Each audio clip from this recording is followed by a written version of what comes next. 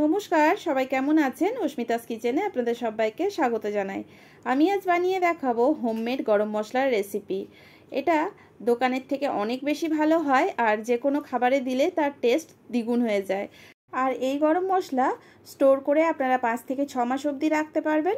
তাহলে আসুন শুরু করি আজকের রেসিপি। আমার রেসিপি যদি ভালো লাগে তাহলে অবশ্যই একটা লাইক করে দেবেন, আপনাদের ফ্রেন্ডস রিলেটিভদের সঙ্গে শেয়ার করুন। গ্যাস ওভেনে একটা প্যান বসিয়ে দিয়েছি, তবে গ্যাসের ফ্লেমটা আমি এখনো অন করিনি। এর মধ্যে দিয়ে দিচ্ছি গোটা ধনে 1/4 কাপ, 1 টেবিল স্পুন দিলাম গোটা জিরে, দিয়ে দেব মৌরি 1/2 টেবিল স্পুন, আর দেব শাহ জিরা 1/2 টেবিল স্পুন, শাহ মরিচ দিয়ে দিলাম 1/2 টেবিল স্পুন, এটাকে হোয়াইট পেপারও বলে। দিয়ে দিচ্ছি ব্ল্যাক পেপার বা গোলমরিচ 1/2 টেবিল স্পুন, লবঙ্গ দিলাম 1 টেবিল স্পুন, দিয়ে দিচ্ছি এলাচ 1 টেবিল স্পুন, আর দেব দারচিনি স্টিক একটা, এটাকে আমি ভেঙে নিয়ে দিচ্ছি, কারণ গোটা অবস্থায় এটাকে ড্রাই রোস্ট করতে অসুবিধা হবে, সেই জন্য আমি এটাকে ভেঙে ছোট ছোট করে দিয়েছি। বড় এলাচ লাগবে তিনটে বড় এলাচ দিয়ে দিলাম। এবার দেব স্টার অ্যানিশ বা তারা ফুল যেটাকে বলে, একটা দিয়ে দিচ্ছি।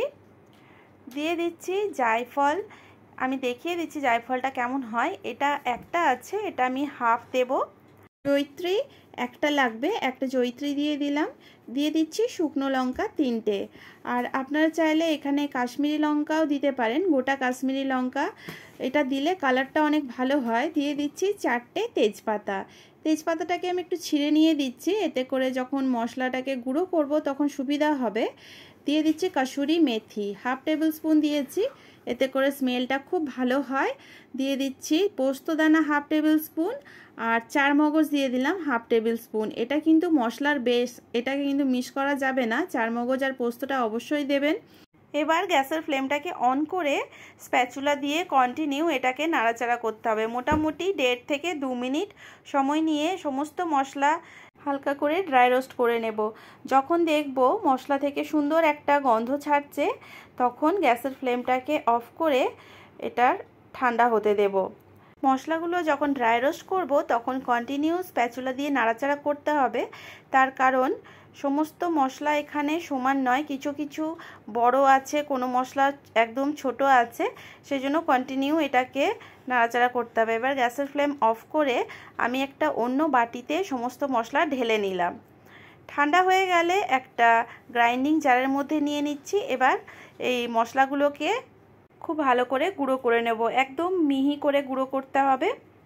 মশলাগুলো গুঁড়ো করা হয়ে গেলে আমি ঢাকা খুলে দেখিয়ে দিচ্ছি। খুব সুন্দর একদম মিহি করে গুঁড়ো হয়ে গেছে। আমি একটা চামচ দিয়ে তুলে দেখিয়ে দিচ্ছি কতটা ফাইন করে গুঁড়ো করা হয়েছে। আপনারা এইভাবেই বাড়িতে গরম মশলা তৈরি করে নেবেন, আর দোকানের গরম মশলা কেনার থেকে বাড়িতে তৈরি করলে অনেক বেশি ভালো হয়। গরম মশলাটা বানিয়ে কোনো এয়ারটাইট কাচের পরিষ্কার কন্টেনারের মধ্যে রেখে দেবেন। এটা 5 থেকে 6 মাস খুব ভালো থাকে। আমার ভিডিওটি দেখার জন্য আপনাদের অসংখ্য ধন্যবাদ।